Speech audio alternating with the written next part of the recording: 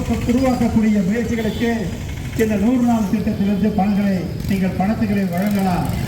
அது எப்படி வழங்கலாம் என்று சொன்னால் அவர்களுக்கு வேலை வாய்ப்பை